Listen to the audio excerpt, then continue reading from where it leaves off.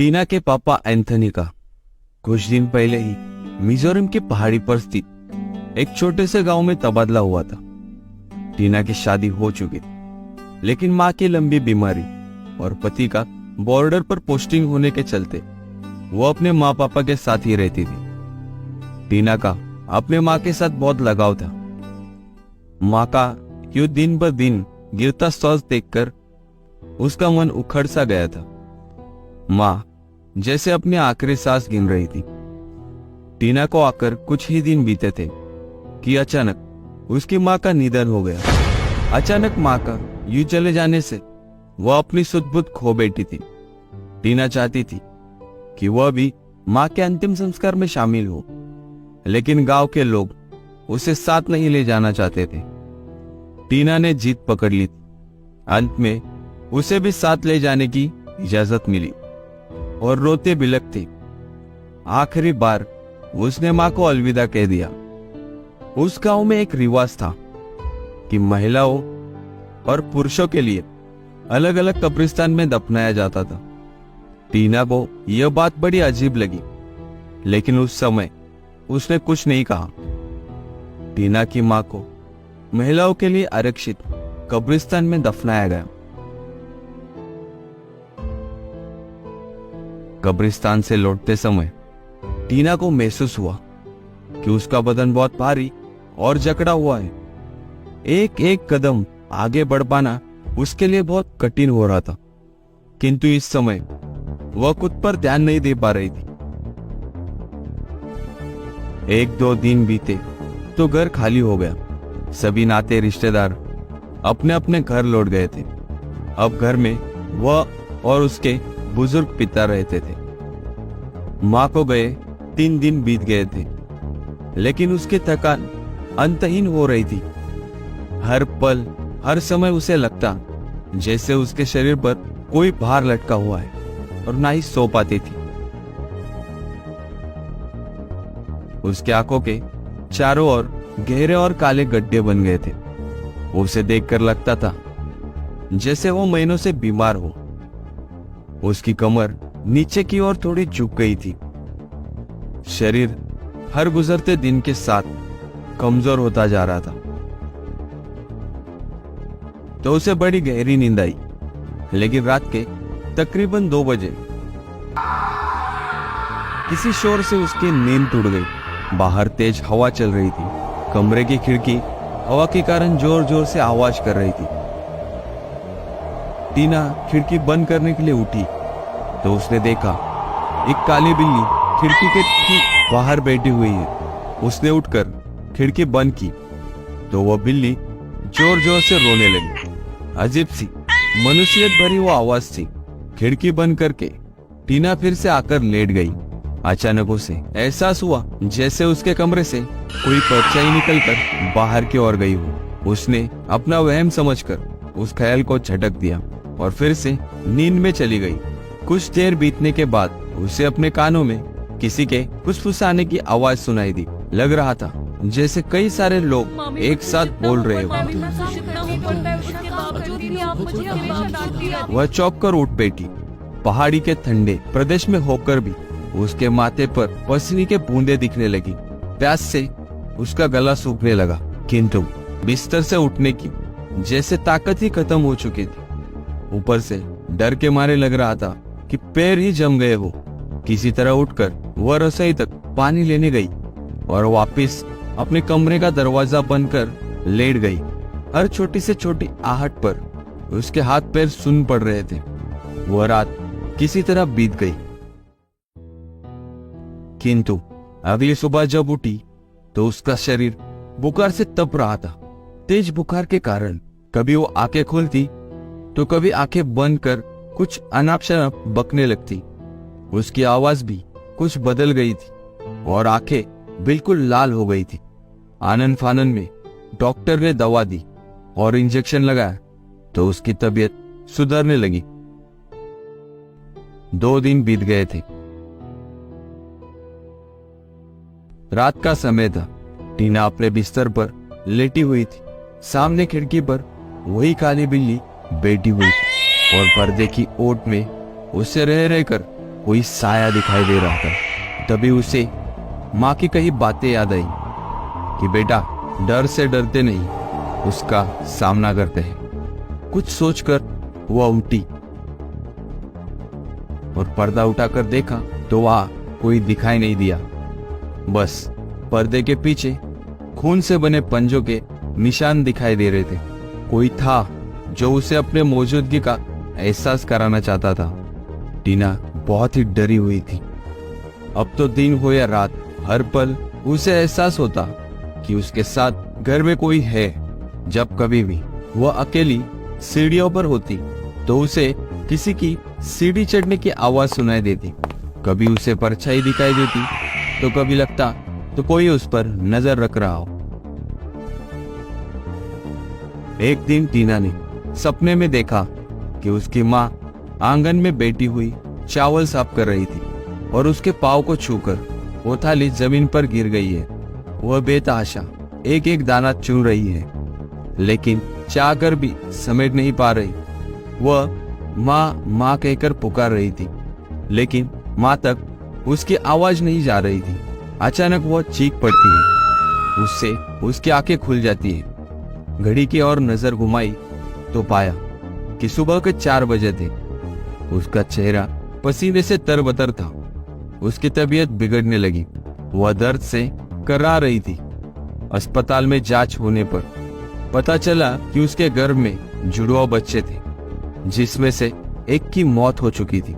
एक लंबी ट्रीटमेंट के बाद मृत बच्चे को हटाया गया और उसे बिस्तर पर रहने की सलाह दी ताकि जीवित बच्चे को बचाया जा सके। टीना के मन में दहशत बैठ गई थी। उसे कहीं न कहीं समझ में आ रहा था कि कोई पिशाच शक्ति है जो उसके पीछे लगी है। जब भी वो शक्ति उस पर हावी होती है, उसकी तबीयत बिगड़ जाती है। फिर वह चावल की थाली का बिखरना और उसके बच्चे का चले जाना, वह भीतर से बहुत सहम गई थी। न जाने अगला पल क्या मनहूस खबर साथ ले आए। टीना इस समस्या का समाधान जानने के लिए पड़ोस वाली काकी के पास गई और उनको सारा हाल सुनाया। काकी ने पूरी बात सुनकर सदमे से मुंह पर हाथ रख लिया और उससे कहा कि बेटा, जब तो अपनी माँ की मैयत में कब्रिस्तान गई थी, उस समय तू पेट से थी। मान न मान, तेरे पीछे कई हरी डायन लगी है। टीना फुट फुट के रोने लगी और कहा कि अम्मा, क्या कह रही हो आप? क्या रहस्य है इस गांव का? मुझे पूरी बात बताओ और इससे बचने का कोई रास्ता भी। इस गांव में औरतों का कब्रिस्तान है, ये तो तूने देखा होगा, लेकिन इसके पीछे एक लंबी कहानी है। बहुत पुरानी बात है। तकरीबन 100 साल पहले इस गांव में पुरुषों की सत्ता चलती थी। घर की औरत को इज्जत देना तो पाप था इनके लिए।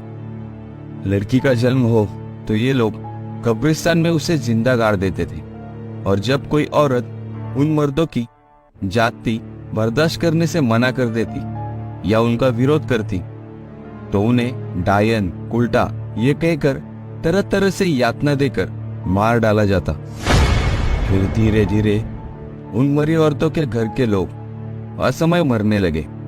जिन मासूमों को डायन कहकर मार डाला था, वे सब सच में कलहरी डायन बन गई थी। और डायन के अंदर कोई मोह प्रेम नहीं होता। अब तो जब किसी की मौत पर लोग कब्रिस्तान जाते तो वहीं से वो डायन अपने परिवार के लोगों के साथ हो जाती और फिर पूरे परिवार को खा जाती। गांव में पंचायत हुई और यह निर्णय हुआ कि जिनके घर की औरतें मर चुकी हैं वो कब्रिस्तान नहीं आएंगे। बेटा, वे सब सताई हुई आत्माएं हैं। उनके भीतर दया, ममता नहीं है। जिस तरह से वे अपनी ममता को सीने में दबाए भटक रही है, वैसे ही वह किसी गर्भवती के बच्चे को जीवित नहीं छोड़ती। जिसके पीछे लग जाती है उसको अपने साथ लेकर जाती है। इसीलिए कभी भी गर्भवती स्त्री कब्रिस्तान की तरफ नहीं जाती। ये डायन गर्भवती को उसकी महक से पहचान लेती है और उसके साथ हो जाती है। टीना बिखरने लगी और उसने काकी से पूछा, मैं क्या करूं अम्मा, मुझे बचा लो। मेरा एक बच्चा तो चला गया, लेकिन अब इसको कुछ नहीं होने दूंगी। काकी ने कहा, बेटा तू सब्र रख, मैं कुछ उपाय करूंगी। वो तुझे डराने की बहुत कोशिश करेगी, लेकिन तू डरना नहीं। अगर तू डर गई तो वो तेरा बच्चा ले जाएगी, और शायद इस बार तुझे भी। अम्मा ने एक पुड़िया में कुछ बांधकर उसे दिया और हनुमान चालीसा उसे थमा दी। बेटा, तुम्हारा धर्म अलग है, हो सकता है तुम भरोसा ना करो, लेकिन हनुमान बाबा का ध्यान करना। उनसे ऊपर कोई शक्ति नहीं है। भगवान चाहे तो सब कुछ अच्छा होता है। आज तक जिस रूहानी शक्ति को टीना ने सिर्फ महसूस किया था, उससे साक्षात्कार करने का समय आ गया था। वह रसोई में जाती है तो लगता रसोई की दहलीज पर बैठी कोई औरत उसे घूर रही है। बिल्कुल साधारण शुष्क सूरत वाली, न आंखों से टपकता खून, न सफेद साड़ी, न गला सड़ा शरीर, एकदम सामान्य सी गहरे काले रंग की महिला जो अपनी बड़ी बड़ी आंखों से उसे घूरती रहती।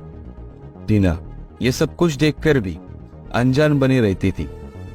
उसे काकी की बात याद आ रही थी कि बेटा डरना नहीं है। एक हफ्ता बीत गया था। रात के 12 बजे कमरे से फिर से फुसफुसाहट की आवाज आने लगी, जैसे दो लोग बहस कर रहे हों। न चाहते हुए भी उसने आंख खोलकर देखा तो उसके मुंह से चीख निकल गई। एक भद्दा काला सा आदमी उसके चेहरे के बिल्कुल सामने था, जैसे उसके ऊपर झुककर उसे देख रहा हो। वह धीमी धीमी रहस्यमय मुस्कान बिखरने लगा था। उसके शरीर से भयंकर दुर्गंध आ रही थी। टीना का कलेजा कांप उठा। वह चिल्ला रही थी, लेकिन चीख उसके मुंह से बाहर नहीं निकल रही थी। आदमी का चेहरा औरत के चेहरे में बदलने लगा और उसके कानों में फिर से वो आवाज गूंजी, ले जाऊंगी मैं तुझे। टीना अपनी पूरी ताकत लगाकर ऊपर उठी और सिरहाने रखी हनुमान चालीसा को हाथ में रखकर लेट गई। उस रात उसे नींद नहीं आई। पूरी रात बेचैनी में कटी। सुबह के 4 बजे जब उसकी आंख लगी तो हनुमान चालीसा उसके हाथ से छूट गई। उस रात एक बार फिर से उसने सपना देखा। माँ उसे घसीटकर अपने साथ ले जा रही थी। वह चीख रही थी, माँ का विरोध कर रही थी। तभी माँ का चेहरा बदलने लगा था और फिर वही बदसूरत भद्दी आंखों वाली औरत उसे घसीट रही थी। उसका पांव फिर से चावल भरी थाली में टकराता है और सब चावल बिखर जाते हैं। इसके बाद टीना की आंख नहीं खुलती। पूरे 1 दिन के बाद टीना को होश आया। सामने पति और पिता बैठे हुए हैं। वो अस्पताल में है। काकी भी उसके पास बैठी आंसू बहा रही थी, क्योंकि टीना ने अपना दूसरा बच्चा भी खो दिया था। टीना किसी तरह जीवित बच गई थी। अस्पताल के कमरे के दरवाजे पर अभी भी कोई खड़ा एकटक उसे घूर रहा था। कब्रिस्तान की किल्हारी डायन का काम अभी खत्म नहीं हुआ है और धीरे धीरे मुस्कुरा रही थी।